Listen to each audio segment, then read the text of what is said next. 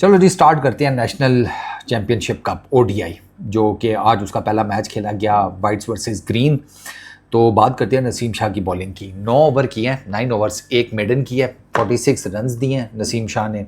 और नसीम शाह ने total wickets निकाली हैं 3। ठीक है, 5.11 की उनकी इकॉनमी थी। मेडन भी उन्होंने एक फेंका है। नसीम शाह की बॉलिंग ठीक थी पैचेस में। नया गेंद जब उनको दिया, उनका नया गेंद हिला है।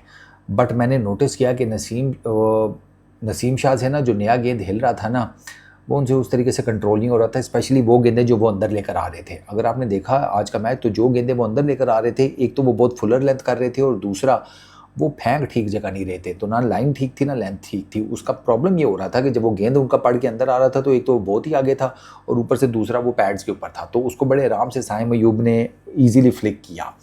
अच्छा, पढ़ के जो गेंद वो बाहर निकालते हैं वो मुझे उतना इफेक्टिव नहीं नजर आया, जो साफ सी बात है। और इसलिए मैं कह रहा हूँ उन्होंने पैचेस में ठीक बॉलिंग किया, वेट उन्होंने ऑफर की है, डाउन द लेग साइड वो गए हैं। 3 विकेटें, उसमें से ना जो 3 विकेट्स उन्होंने लिए हैं उसमें से एक विकेट जो है ना शाहजेब की, वो आई वुड से कि उन्होंने कमाई है। बाकी दो, पहले मैं आपको शाहजेब की बता देता हूँ। अब शाहजेब अच्छा खासा खेल रहा था, 70+76 किए थे उसने। Wider the length, wider the crease गया नसीम शाह, गेंद को पड़ के अंदर लाए हैं। अब वो एक तिरछा सा एंगल बनता है। उस तिरछे से एंगल में ना मैंने देखा कि शाहजेब ने बहुत बाहर बॉडी से, अवे फ्रॉम द बॉडी, उसको जाकर डिफेंड करने की कोशिश की है। तो जब आप तिरछे एंगल से आपको गेंद अंदर आ रही है और आप इतना अवे फ्रॉम द बॉडी जाकर डिफेंड करने की कोशिश करेंगे, तो there is every possible chance कि यहाँ तो आपका आउटसाइड एज लगेगा या इनसाइड एज लगेगा। आउटसाइड एज लगा तो आपका एज जाएगा स्लिप में या कीपर के पास। इनसाइड एज लगेगा तो आपके बोल्ड होने के चांसेस हैं। शाहजेब के साथ दूसरा केस हुआ है, उसका वो बोल्ड हुआ है इनसाइड एज के ऊपर, क्योंकि मैंने बताया तिरछा गेंद था तो it should have been more close to the body. उसका बैट जो है ना more close to the body होना चाहिए था। वो विकेट चले नसीम शाह के खाते में। फिर दूसरी विकेट उन्होंने खुशदिल शाह की निकाली। खुशदिल ने भी 50 मारी, अच्छा खेला। खुशदिल शाह ने शॉट बहुत अच्छा खेला था, शॉर्ट बॉल को। राणा जी ने कैच बहुत आउटस्टैंडिंग पकड़ा। आज मैंने 2 चीज़ें नोट की हैं। एक चीज़ तो ये है कि बाउंड्री कितनी है यार, ये ज़रा कोई बता दे, क्योंकि अगर किसी ने मैच में बताया तो मेरे से शायद मिस हो गया। मुझे बाउंड्रीज़ की नहीं समझ आई।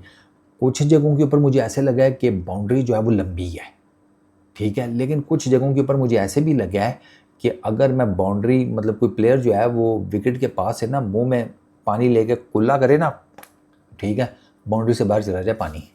एक कुछ जगहों के ऊपर मुझे बाउंड्री इतनी करीब नज़र आई है। तो ये अब कोई बाउंड्री आकर बताए तो फिर ज़रा ज़्यादा बेहतर पता लगेगा। खैर मैं पता कर भी लूँगा, वो इतनी बड़ी कोई इशू नहीं है। लेकिन बाउंड्री जो है ना, मुझे वो कोई अजीब ही ज्योमेट्री की नज़र आई। दूसरा, आज गेंद नहीं नज़र आ रहा था, मतलब इन अ वे आउटफील्ड में 2 कैचेस गए हैं। मेहरान मुमताज़ की तरफ एक कैच गया, उसको गेंद नहीं नज़र आई। अच्छा, मेहरान मुमताज़ ने एक कैच किया, उस पर भी वो कह रहा था कि अल्लाह वास्ते जो है मुझे गेंद नहीं चेक हुआ। ये जो फ़हीम अशरफ ने कैच पकड़ा है, इस पे भी अगर आप देखें तो फ़हीम अशरफ का रिएक्शन ऐसे ही था कि यार आप पता नहीं कैसे पकड़ लिया, कबूतर ही पकड़ा है मैंने। वो भी फ़हीम अशरफ इतना वो नहीं था, जिसे कहते हैं ना कॉन्फिडेंट कि यार को बड़ा, हाँ मैंने खुद सही जज करके कैच पकड़ा है। वो भी वो जिसे कहते हैं ना, फ़हीम के रिफ्लेक्स एक्शंस जो है वो काम आ गए। वो इतनी क्रिकेट खेली हुई है कि बस उन्होंने एक अंदाजे के साथ हाथ रखे और आके चिपक गया तो फ़हीम ने अच्छा कैच पकड़ लिया। तो ये जो इनसे, जिसे कहते हैं आउटफील्डर से एरियल जो बॉल जज नहीं हो रहे थे, वो नहीं मुझे चक्कर समझ में आया। वो क्यों? हेज़ी वेदर था, ये तो वही, आई नो दैट, ठीक है ना, बादल शादल थे एंड ऑल दैट। अब उसकी वजह से या क्या रीज़न था, कुछ सही समझ नहीं आई मुझे कि यार इनको गेंद क्यों नहीं चेक हुआ, स्पेशली आउटफील्ड में।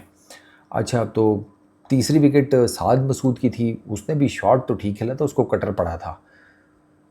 वो जो नसीम शाह कटर फेंकता है ना, उसने वो पीछे रख के कटर फेंका था। वो साद मसूद ने बॉल को हिट तो ठीक मारी थी, लेकिन फ्लैट मार दी।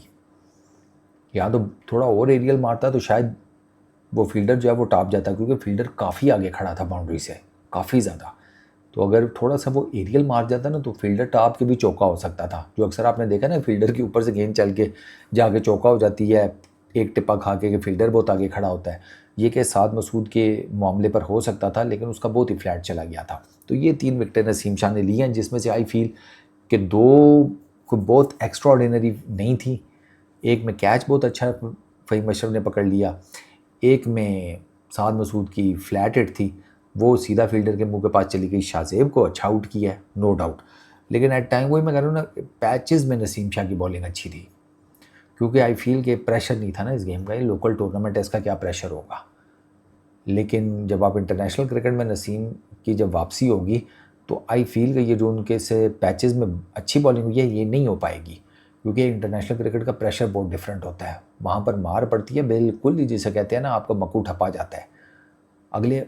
वहाँ पर अच्छी गेंदों के ऊपर आपको मार पड़ रही होती है, बुरी गेंदों के ऊपर तो आपका बेड़ा गर्क होता ही होता है, आपको अच्छी गेंदों के ऊपर भी मार पड़ रही होती है। तो this I feel is something कि जिसके ऊपर नसीम को काम करना पड़ेगा कि यार ये लोकल टूर्नामेंट है, ठीक है, it was a good batting wicket, उसमें कोई शक नहीं है, लेकिन यार मेरा ये मानना है कि जो तगड़ा बॉलर होता है ना वो विकेट की परवाह नहीं करता। मैं सीरियसली बताऊं, क्वालिटी बॉलर जो है ना, क्या स्पिनर क्या फास्ट बॉलर, वो 22 यार्ड का ना गुलाम नहीं होता, वो 22 यार्ड के ऊपर डिपेंडेंट नहीं होता। बुमराह को देख लें, उसने, आपको लगता है उसने कभी देखा होगा ये पिच कैसी है? उसको किसी भी तरह की पिच के ऊपर बॉलिंग करवा लो, वो आपको एक्सीलेंट रिजल्ट्स देगा। शेन वॉर्न थे, मुरलीधरन थे, हर जगह स्पिन कर लेते थे।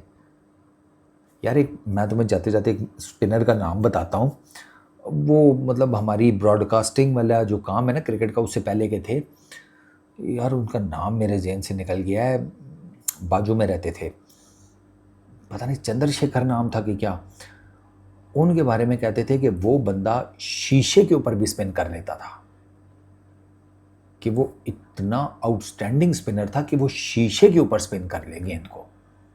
तो क्वालिटी जो है ना, क्वालिटी उस्ताद वो पिच के ऊपर डिपेंडेंट नहीं होती, वो नज़र आ जाती है। हमारा ज़रा थोड़ा सा मामला डिफरेंट है। इस वीडियो में इतने, पीस आउट।